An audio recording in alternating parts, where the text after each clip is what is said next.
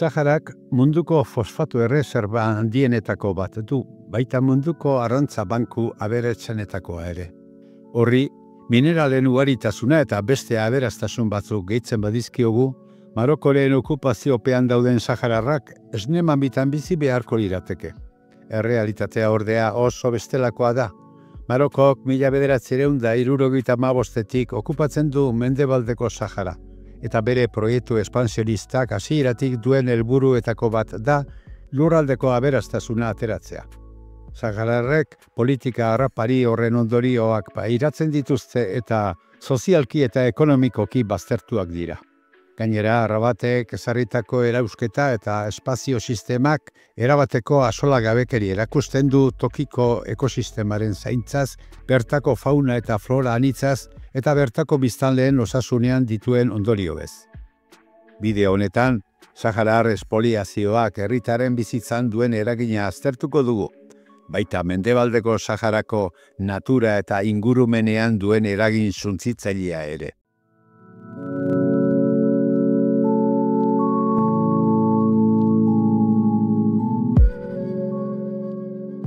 Mendebaldeko Saharako aberastasun naturalak munduko fosfato erreserba handienetako batzuk eta arrantzatokirik emankorrenak barne, ez dio mesederik egiten bertako jatorrizko biztanleriari. Lurraldeak oparoa izateko ahala duen arren, Marokoko okupazioak pobrezian, langabezian eta marginazio instituzionalizatuan murgildu ditu sahararrak. Sahararrak baztertuta geratzen dira ekonomiaren funtsesko sektoreetatik, hala nola mehatzaritzatik eta arrantzatik. Marokoko gobernuak aldaketa demografikorako politika ezarri du.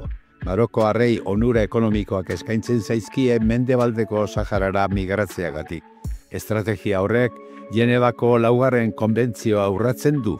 Sahararrak gutxiengo bihurtu ditu beren lurraldean, eta lan eta gizarte diskriminazioa areagotu du. Esplotazio ekonomikoaz gain, okupazioaren ezaugarri nagusia errepresio gogorra da. Marokoko segurtasun indarrek giza eskubideen urraketa larriak egin dituzte Saharar herritarren aurka. Desagertze behartuak, atxiloketa arbitrarioak eta torturak barne, nazioarteko iritzi publikoari ezkutatuta.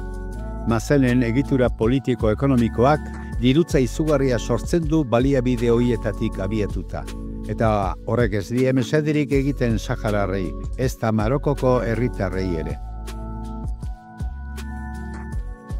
Lehor eta basamortu, lurrazpiko edateko uraren iturriak ezinbestekoak dira mendebaldeko Sahararentzat. Marokok masiboki ateratzen du ur fosila, industria sektoriari lur okupatuan eusteko. Hala nola, fosfatoen mehatzaritza eta prozesamendua, arrain kontserbak eta barazki makronegutegiak tokiko kontsumoaz gain. Bereizi gabeko ustiapen horrek, akuiferoen gehiagizko ustiapena ekarri du eta arriskuan jarri du Sahararen ur hornidura. Saharako itsas biodibertsitate aberatsaren degradazioa da ondoriorik nabarmenetako bat, Marokoren arrantza jardueren jasanezinen eraginez. Erregulazio argirik ez dagoenez, Marokoko konglomeratu handiek askotan atzerriko kapitalaren laguntzarekin, batez ere Txinatarra eta Emire herrietakoa, zonaldean jarduten dute eta merkataritza balio handiko espezietan jartzen dute arreta, olagarroan edo moluskuetan esaterako. Arpilatze horrek ondorio katastrofikoak izan ditu. Arrainen, moluskuen eta olagarruen populazioa izugarri erori da 80ko hamarkadatik. Eta Rabatek bere proiektua osatu nahi du. Dakhla Atlantiko makroportua, Sahel eta Afrikako iparmendebalde Atlantikoko herrialdeentzako aukera bihurtuz. Legez kanpoko arrantza ez da itsasoko bizitzaren mehatxu bakarra. Kutsadura ere arazo larria baita. Arrantza ontzi tradizionalek adibidez, plastikozko 100.000 botila erabiltzen dituzte urtero itsasoan amaitzen dutenak.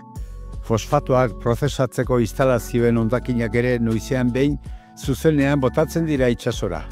Ongarrien nazioarteko elkartearen arabera, urtero 40 milioi tona igeltsu fosforotan zenbatetsita, itsas fauna pozoituz eta oxigeno mailak murriztuz. Hainbat azterlanek, hala nola Marokoko arrantza ikerketarako institutoak 2006an egindakoak egiaztatu zuten kadmioak eragindako kutsadura. Metal astun oso tosikoa. Eta metal astunen maila altuak zeudela deskarga guneetatik gertu zeuden uretan. Jakina, Mendebaldeko Sahara okupatuko biztanlei ere eragiten die kutsadurak, bai sahararrei, bai kolonoei. Bukraako fosfatoen ustiapena dela eta Sagiar janrako arroa fluoruroz kutsatuta dago eta airea hondakin toxiko eta erradioaktiboz. Kadmioa, beruna edo uranioa kasu. Zulatze eta garraiatze jarduerek hauts kantitate handia sortzen dituzte. Hauts hori airean barraiatzen da eta eremu zabaletan edatzen da, Kanariar uhartetaraino ere iritsiz. Greenpeacek edo munduko elkarte nuklearrak eta gobernuz kanpoko hainbat erakundek kutsadura horren eraginpean egoteak duen arriskuaz ohartarazten dute. Besteak beste, arnaz gaixotasunak, minbizia eta giltzurruneko gutxitasuna eragin litzakeelako. Arriskurik handiena fosfato hobietako langileek dute. Zenbait langileek paralisia eta ikusmen galera izan dute, eta gas toxikoen eraginpean hil egin dira. Lan baldintza negargarri eta ez seguru hoiek direlata, fosfatoen txerifiana bulegoak, lurralde okupatuetan fosfatoen esportazioa kontrolatzen duen estatu erakundeak, hainbat salaketa jaso ditu Marokoko giza eskubideen elkartearen, sindikatuen eta tokiko komunitateen aldetik. Eta kutsadurari eta hondakini isurketei buruzko erantzunak eskatzen dituzte. Mendebaldeko Saharako baliabideak ustiatzea, Marokoren estrategia kolonialaren funtsesko zati bat da lurraldean duen presentzia betikotzeko. Azpiegiturak, eskulana eta inbertsioak eskatzen ditu. Sahara eta haren aberastasunak gero eta gehiago lotzen dituztenak Marokoren eta bere aliatu politiko eta ekonomikoen interesekin. Baina gainera, okupazioa finkatzeko modu garrantzitsu hori ingurumen kalte sistemikoa eragiten ari da. Eta kalte horrek itsasbizitzari eta pertsonen osasunari eragiten die, eskualdeko krisi humanitarioa eta ekologikoa areagotuz. Maroko, ekimen berdeetan lider gisa aurkezten bada ere, Mendebaldeko Saharako errealitateak kontrakoa erakusten du. Saharako bioma suntzitzeaz gain, bertako sahararrak mazeneko gosea ezinaren onuratik erabat baztertuak dira.